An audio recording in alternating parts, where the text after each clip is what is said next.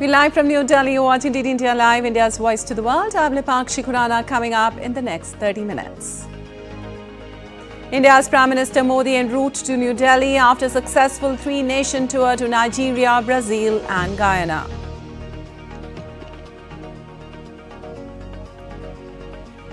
PM Modi addresses Indian diaspora in Guyana, highlights strong bonds between the two nations, meets prominent cricket personalities in Guyana.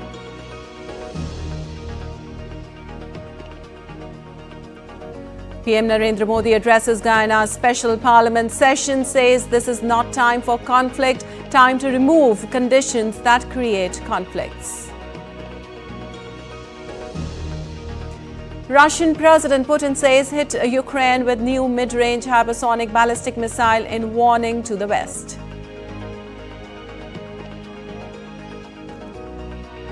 At least 38 killed and several injured in gun attack on passenger vehicles in restive northwest Pakistan. And in sports, Indian cricket team starts hunt for another wonder down under as Border Gavaskar Trophy kicks off in Perth on Friday.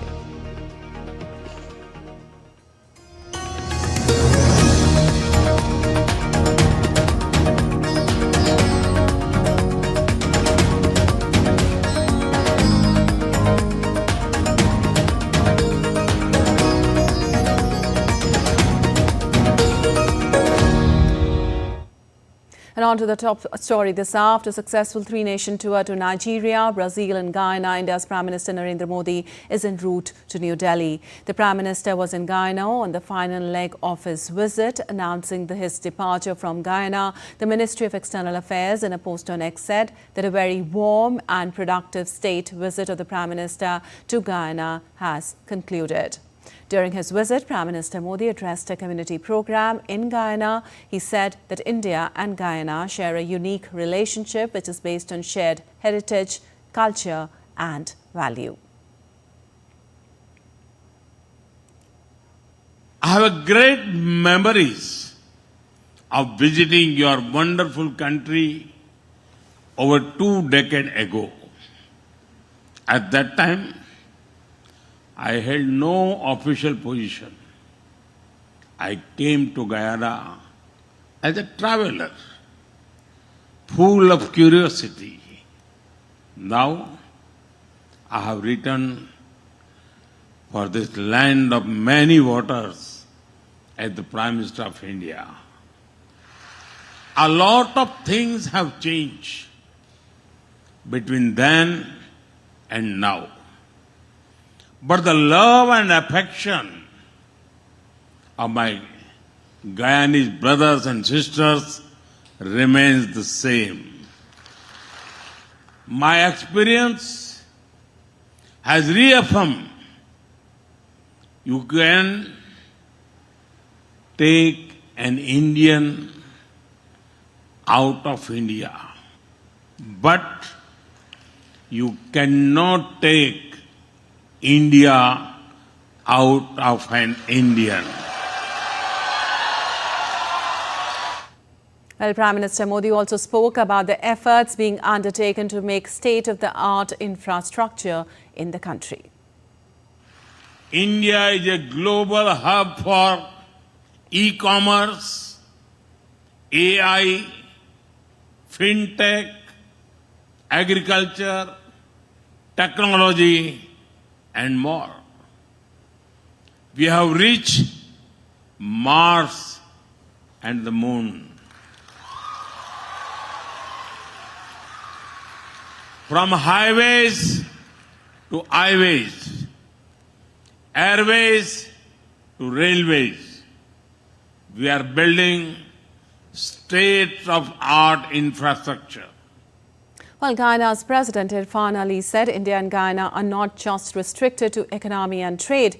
Rather, the ties are deeply personal and emotional. India today is a world leader in innovation, technology, infrastructure, development, human capital advancement, and importantly, Prime Minister Sri Narendra Modi, India is a shining light in leadership, your leadership. It is no secret that the strength of your leadership, the passion and compassion of your leadership, the deliberateness of your leadership has placed India in a different light and realm around the globe. You have brought incredible respect, but more importantly, you have brought a level of dignity and pride to India that is unmatched, and we congratulate you on that. Well, earlier, Prime Minister Modi addressed the National Assembly of the Parliament of Guyana on Thursday. He's the first Indian Prime Minister to do so. The Prime Minister recalled the long-standing historical ties between India and Guyana. He noted that India's mantra of humanity first inspires it to amplify the voice of the global South, including at the recent G20 summit in Brazil. History was made as Prime Minister Narendra Modi became the first Indian leader to address the National Assembly of the Parliament of Guyana. In his landmark address, the Prime Minister highlighted the deep historical ties between India and Guyana, rooted in centuries of shared culture, values, and heritage. Expressing gratitude to the people of Guyana for the nation's highest honor bestowed upon him, he reaffirmed India's commitment to fostering global peace and unity. मैं मानता हूं space हो, सी हो, ये universal conflict के नहीं बल्कि universal cooperation के विषय होने चाहिए। दुनिया के लिए भी ये समय कॉन्फ्लिक्ट का नहीं है, ये समय कॉन्फ्लिक्ट पैदा करने वाली कंडीशंस को पहचानने और उनको दूर करने का है।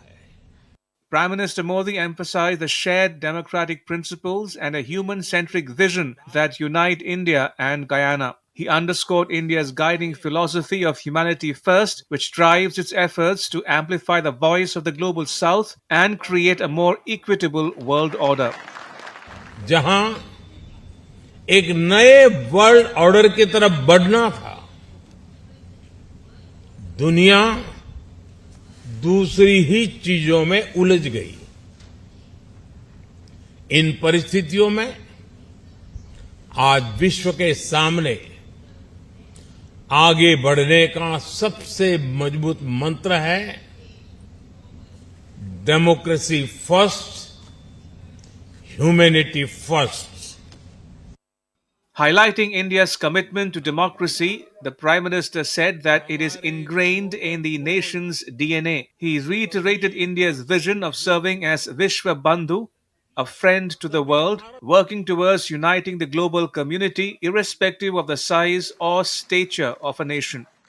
भारत ने हमेशा प्रिंसिपल्स के आधार पर, ट्रस्ट और ट्रांसपेरेंसी के आधार पर ही अपनी बात की है।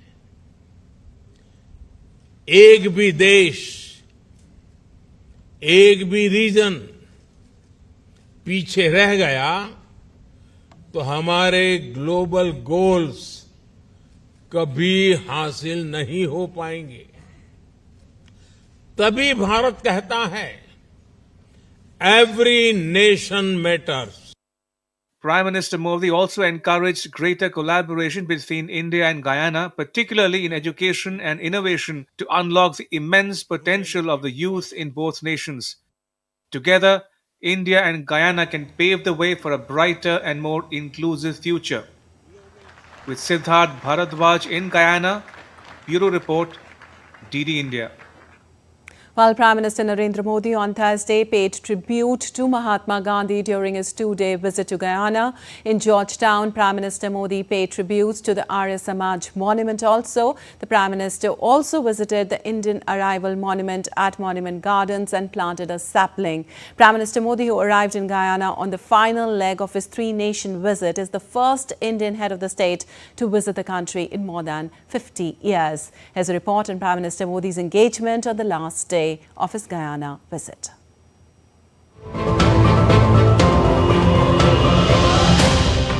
A remarkable journey comes full circle, beginning in the year 2000 when Prime Minister Modi first visited Guyana as a visitor to now receiving the country's highest honor. Prime Minister Modi's unwavering commitment to Gandhiji's teachings continues to transcend borders. This time, he paid floral tributes at the Mahatma Gandhi statue in Guyana, honoring his eternal principles of peace and non-violence.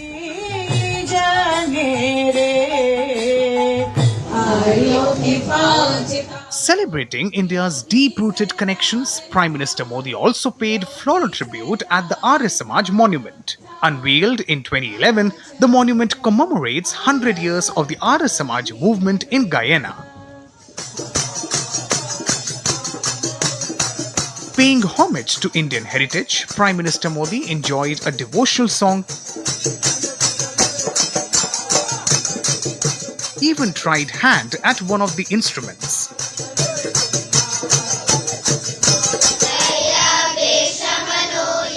He also participated in a special prayer session by children, symbolizing the strong cultural bond between India and Guyana. A unique performance by Guyanese children further emphasized this cultural connection. Recalling the struggles and sacrifices of the Indian diaspora, the Prime Minister visited the Indian Arrival Monument at the Monument Gardens. The monument, a replica of the first ship that brought indentured migrants from India to Guyana in 1838, stands as a testament to their legacy. During his visit, Prime Minister Modi also planted a Belpatra sapling at the monument. Prime Minister later visited Saraswati Vidya Niketan School.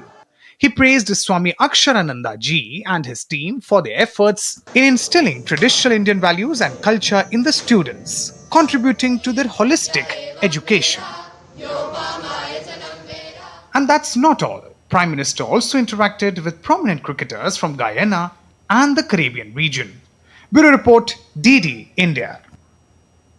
Well, an Indian Foreign Ministry official said that CARICOM leaders unanimously applauded India's initiatives and they appreciated Prime Minister Modi's special efforts to strengthen relations with them. Prime Minister Modi has proposed a 7-pillar framework to enhance cooperation between India and CARICOM. To further strengthen the India-CARICOM partnership, Prime Minister put forward 7 pillar proposals as CARICOM, as CARICOM, standing for C for capacity building, A for agriculture and food security, R for renewable energy and climate change, I for innovation, technology and trade, C for cricket and culture, O for ocean economy and maritime security, and medicine and health care. CARICOM leaders, in one voice, applauded these initiatives from India. They highly appreciated Prime Minister's special efforts to strengthen relations with the group. Well, India will be collaborating with CARICOM countries on skilled manpower, climate resilience and sustainable development. Both sides agreed to partner in maritime connectivity and promotion of women's cricket. In the area of food security, we offered them collaboration with the Indian Council for Agricultural Research. There is already a lot of good work happening with ICAR and individual institutions in CARICOM countries. We want to take it up further. We've offered to them areas like use of drones, digital farming, farm mechanization, soil testing, one issue is sargassum seaweed, which poses a major challenge for tourism in the Caribbean region. And Prime Minister offered to tackle this problem. We have scientific ways of tackling this problem, and that we would be happy to help convert the seaweed also into fertilizer. Well, the official spoke about a key pact signed between India and Guyana to strengthen the digital economy sector. In the area of UPI, both sides signed an agreement on India's TAC, which is the entire system for all the digital applications, for both for delivery of public services to the people, as well as for payment interface, as well as identity. So this is something that will help both sides in building up the infrastructure of the digital economy in Guyana. Still to come on this edition of DD India Live. Israeli Prime Minister Benjamin Netanyahu denounces International Criminal Court's decision to issue arrest warrants for him, and his former defense minister calls ruling anti-Semitic. We'll tell you all about the latest induction in Trump's team as he prepares for the transition. And we'll also show you what's buzzing at the 55th International Film Festival of India in Goa and at the 18th edition of Film Bazaar.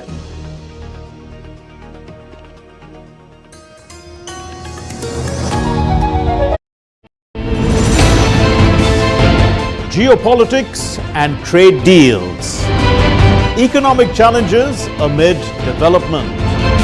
Hard work and the path to prosperity. It's the economy always. Between walkers, money is what money does and says. Supply creates its own demand. Between the bulls pulls and bears tears. When supply chains globalization and India rises to the podium. We'll get you centered with the economic brief at 8 p.m. every Thursday on DD India.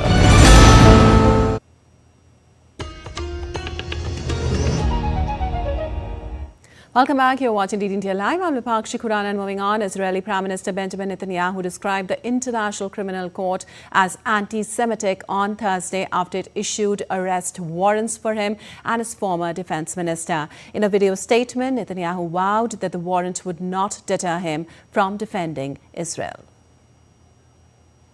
The anti-Semitic decision of the International Court in The Hague is a modern Dreyfus trial, and it will end the same way. No biased anti-Israel decision in The Hague will prevent the State of Israel from defending its citizens. Israel will not recognize the validity of this decision. We will continue to do everything we must do to defend our citizens and defend our state against Iran's axis of terror. Well, also, U.S. President Joe Biden called the International Criminal Court's arrest warrants for top Israeli leaders outrageous. Biden, in a White House statement, said the U.S. will always stand with Israel against threats to its security.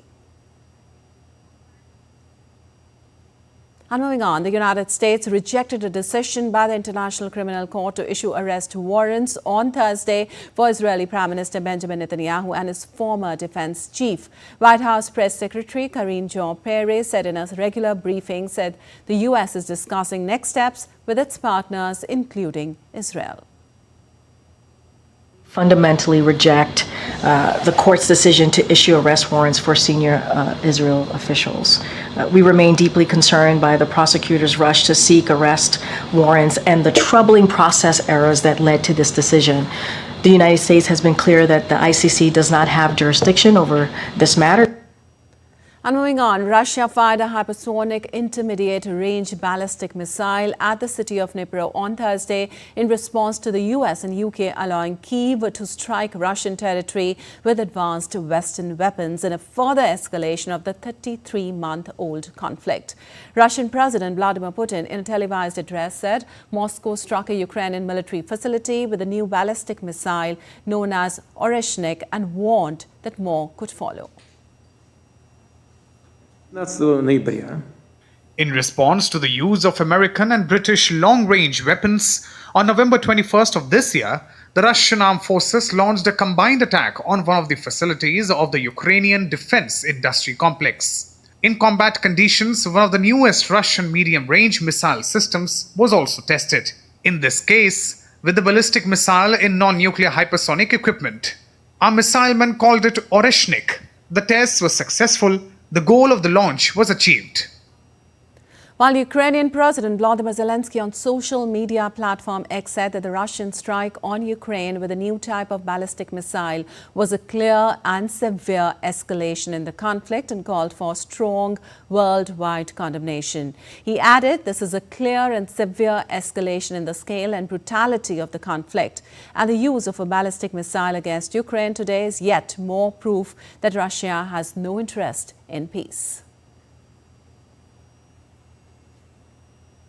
And in Pakistan, at least 38 people were killed and over 2 dozen injured when gunmen opened fire on passenger vehicles in a tribal area in northwestern region.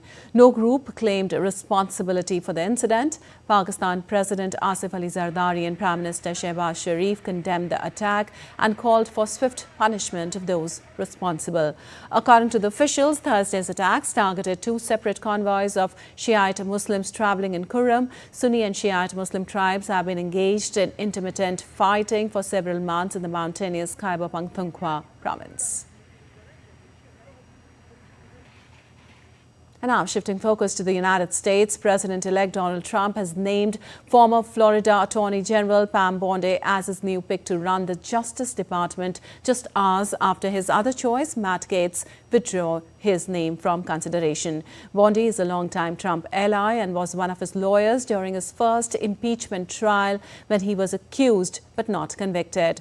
Trump's first choice, Matt Gaetz, withdrew from consideration on Thursday as concerns grew he wouldn't garner enough GOP support to be confirmed.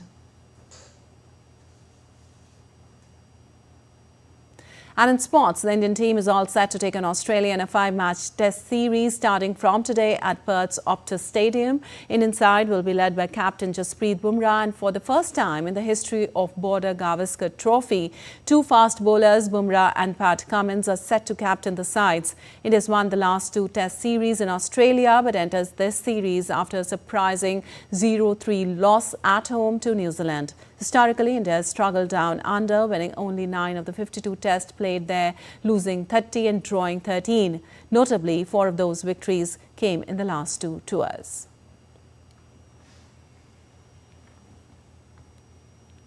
Well, the 55th International Film Festival of India, which is underway in the coastal city of Goa, is buzzing with filmmakers, producers and young content creators who've come together for the 18th edition of Film Bazaar. Deepika Mehto has more from Goa. Take a look.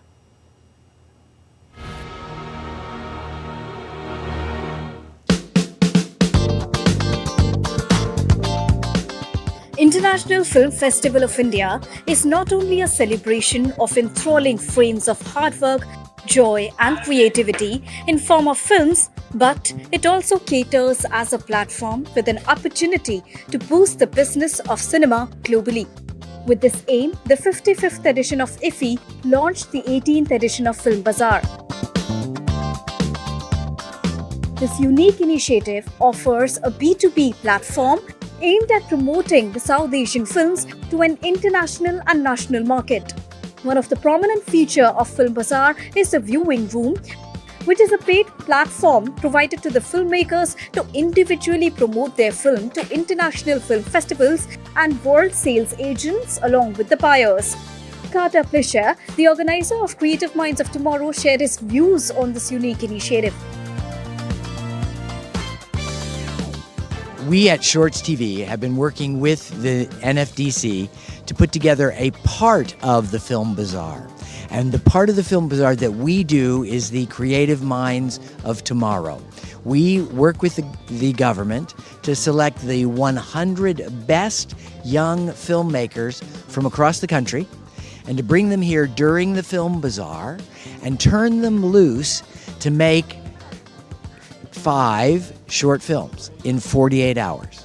And it's very exciting. There are 20 people per team, 5 short films, 48 hours. And that's what we're doing. And we have hundreds of filmmakers, lots of members of the filmmaking community are here to support them. Taha Shah from Hiramandi and many other directors and filmmakers who are serving on juries, and everybody's really piling in behind this young talent to help them have a chance to go forward and build India's film industry. How challenging is it to first of all shortlist 100 filmmakers for this mega event and then to shortlist the ultimate champions?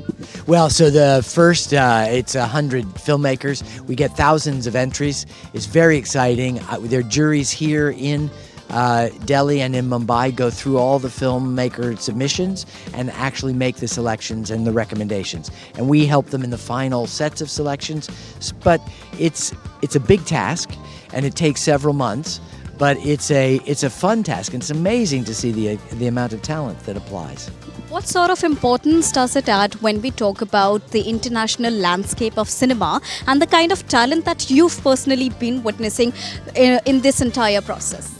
Well, so this is one of the things that is very interesting. India has a large film industry, but it's all segmented into little pieces across lots of different regions and lots of different languages. And so one of the things that is exciting is that the international film industries, we build this base of filmmakers who can work in any place in the country and make movies anywhere.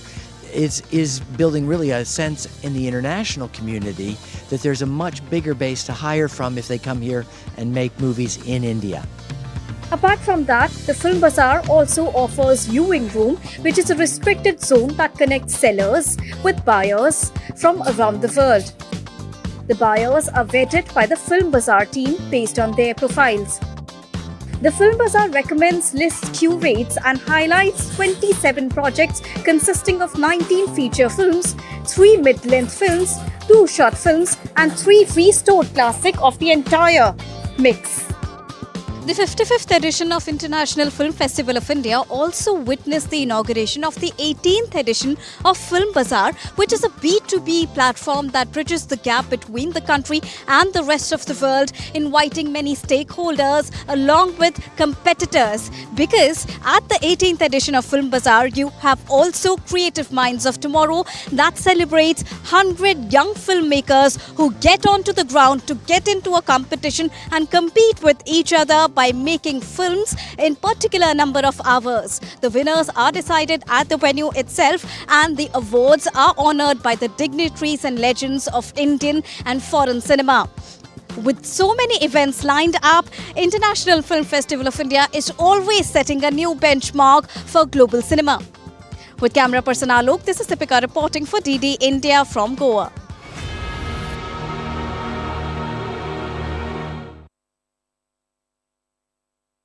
Let us know your thoughts on the news of the day. For those on the go, you can get all the latest news and updates from India across the world on the DD India mobile app.